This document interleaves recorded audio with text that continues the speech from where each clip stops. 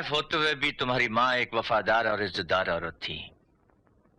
उसने अपनी सारी जिंदगी इज्जत और शराफत में गुजार दी। अब उसकी आत्मा को शांति पहुंचाने के लिए तुम्हें उसका पेशा करना होगा। बुरा मान गई? मैं तो तुम्हारी भलाई के लिए कह रहा था।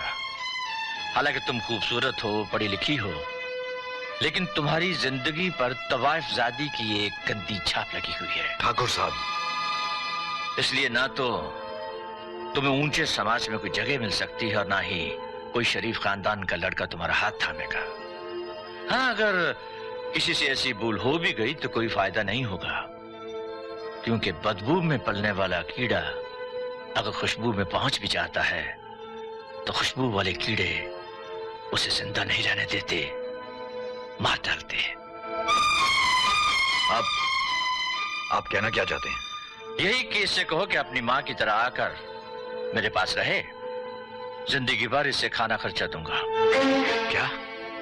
हाँ, अगर इसे ये मंजूर नहीं है तो मेरे 50,000 रुपए महीने के अंदर अंदर लौटा दे। इंतजाम ना हो सके तो मेरी हवेली में आ जाना।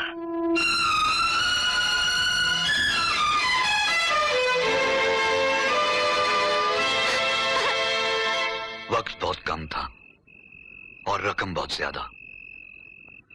लाख कोशिशों के बावजूद भी हम ठाकुर का कर्जा नहीं चुका सके,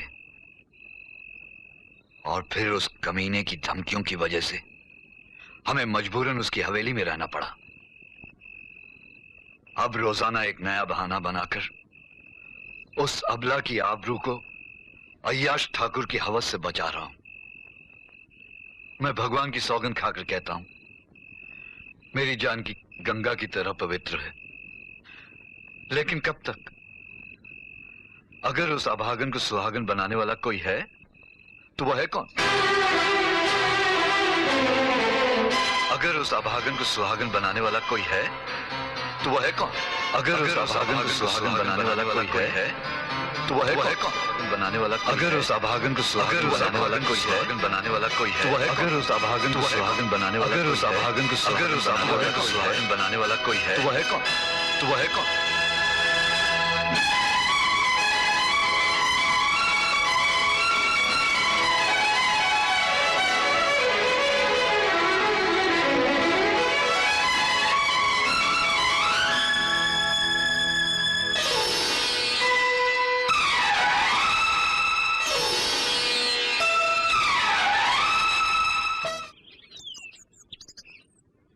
बेटा, मैं हमेशा सोचता था कि मुझे ऐसा आदमी मिलेगा या नहीं जो दुनिया भर की खुशियां समेटकर मेरी बेटी की झोली में डाल देगा। आज भगवान ने मेरी प्रार्थना सुनकर मेरा सपना पूरा कर दिया। तुमने मेरी बेटी को अपनाकर मुझ पर बड़ा एहसान किया है। तुम इंसान नहीं बेटे, भगवान हो भगवान।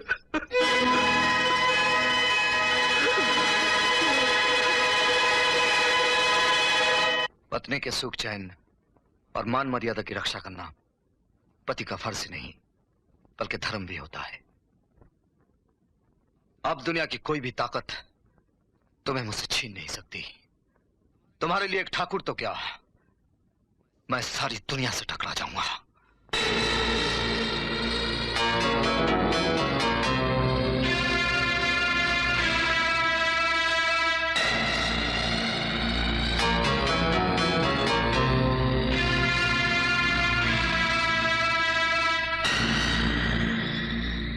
आप कहें तो उस हरामखोर की हड्डी पसली तुड़वाकर उसे नदी में फेंकवा दूं?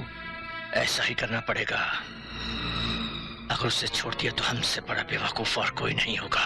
वाह वाह वाह वाह, सच्ची बात जबान पर आ ही जाती है।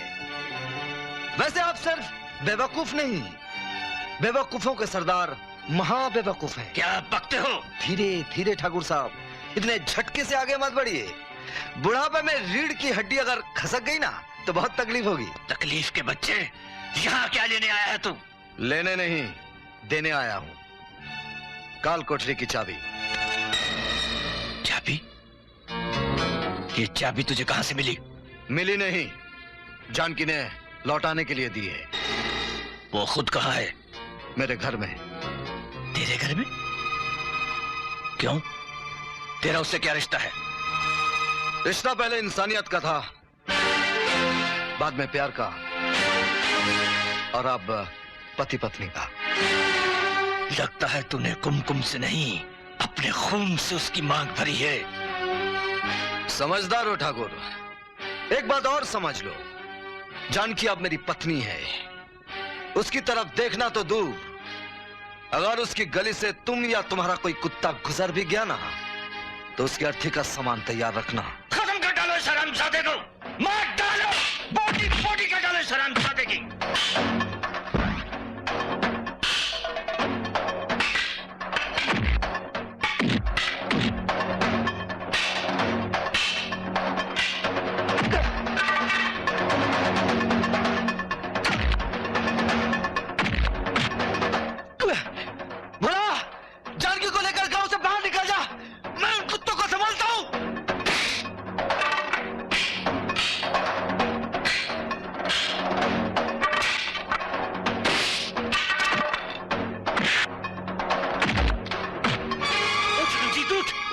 भोले को जानकी तक पहुंचने से पहले ठिकाने लगा दो। जाओ।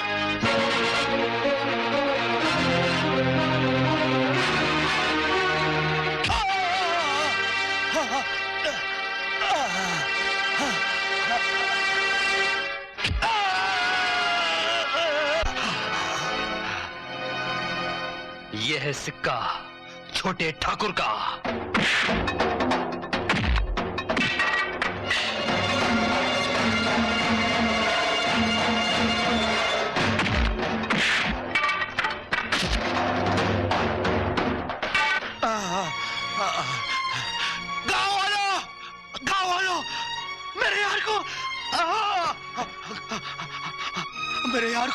मेरे यार को ठाकुर के आदमी मार रहे हैं।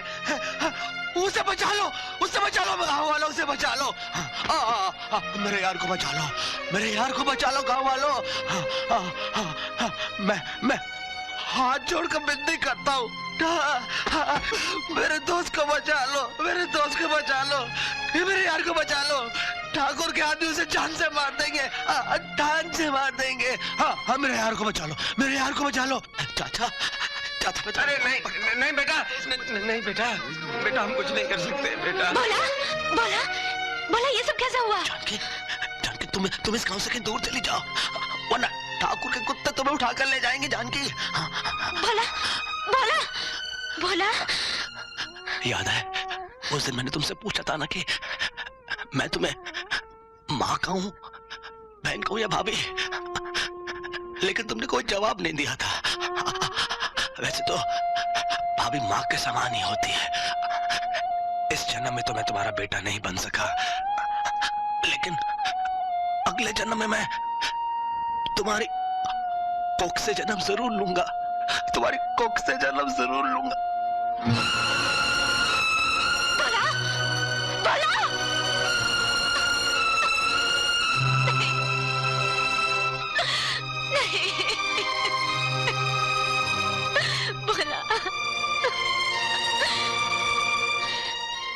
भगवान, ये तेरा न्याय नहीं अन्याय है, जो तू शैतानों को छोड़ देता है और अच्छे लोगों को अपने पास बुला लेता है।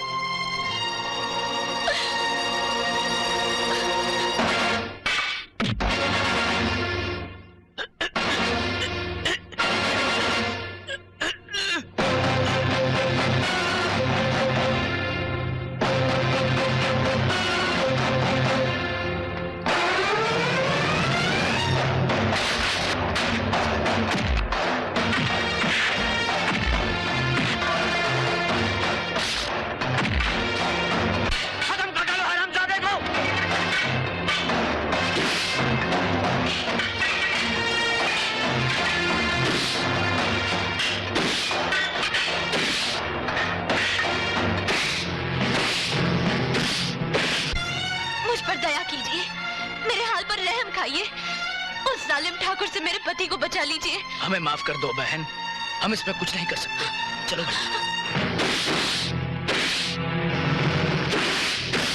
भगवान के लिए उसकी हम ठाकुर साहब के खिलाफ कुछ नहीं कर सकते, हम मजबूर हैं। चलो भैया चलो। भैया सुनिए, क्या इस गांव में मेरे पति की मदद करने वाला कोई नहीं है? ये हमारी कायरता नहीं, मजबूरी है। अगर हमने दखल दिया ना तो ठाकुर साहब हमारा जीना हराम कर देंगे। बहन जी हमें माफ कर दीजिए। क्षमा करना भैया।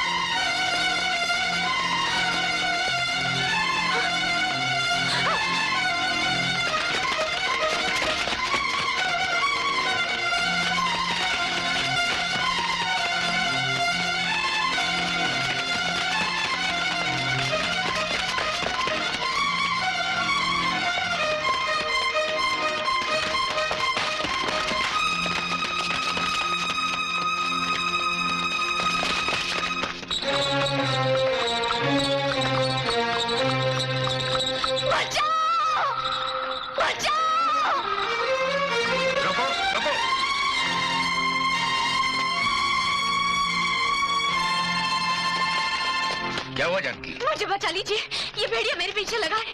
वहाँ कन्हैया को ठाकुर मार डालना चाहता है। उन्हें बचा लीजिए। मदद मांग रही है, वो भी इस बुढ़े से।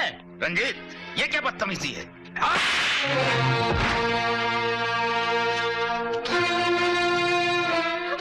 चल। क्या कर रहे हो? छोड़ो इसे।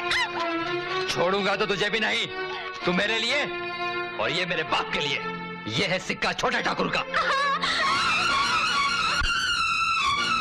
हरामजादी, मदद मांग रही थी, देखता हूं तेरी कौन मदद करने आता है।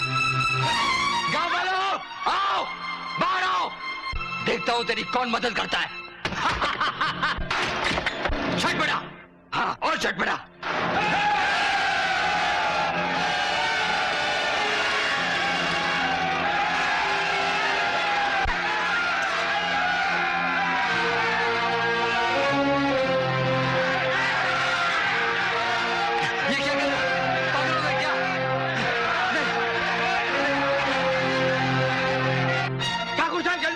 वरना गांव वाले छोटे ठाकुर को मार डालेंगे। हरामजादों की ये हिम्मत, इससे पहले मैं उन्हें भून कर रख दूंगा।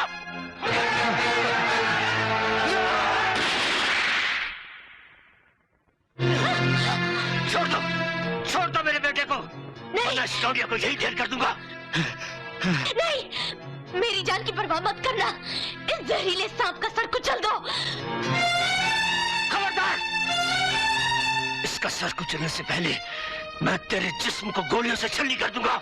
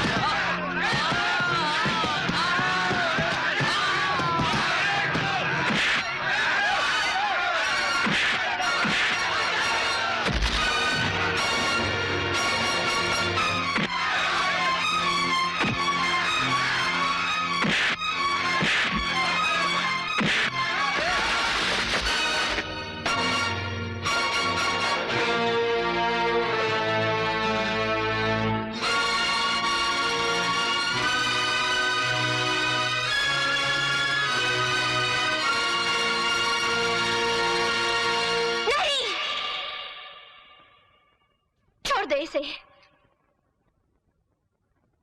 नहीं कन्हैया नहीं, इस पापी के गंदे खून से अपने हाथ मैले मत करना।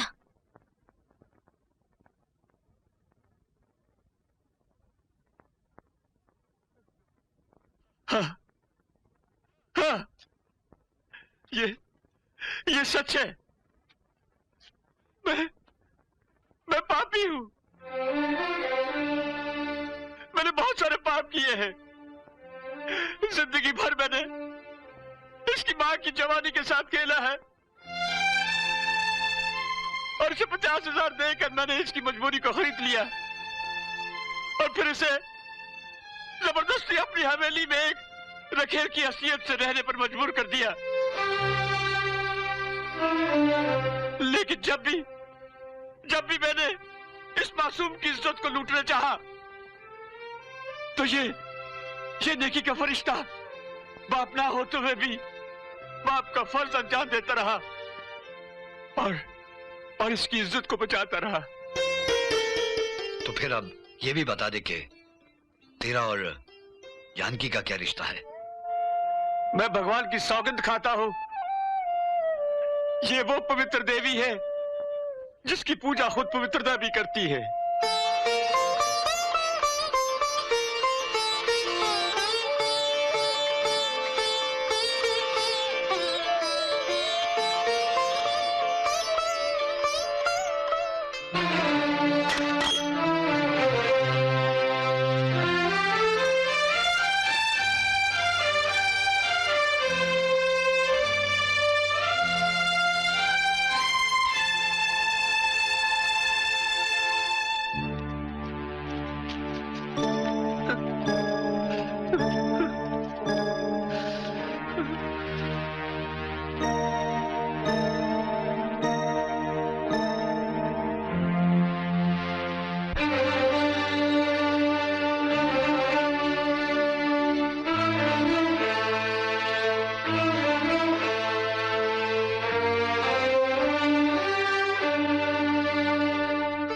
नहीं बाबूजी, ये हक जानकी का ही है।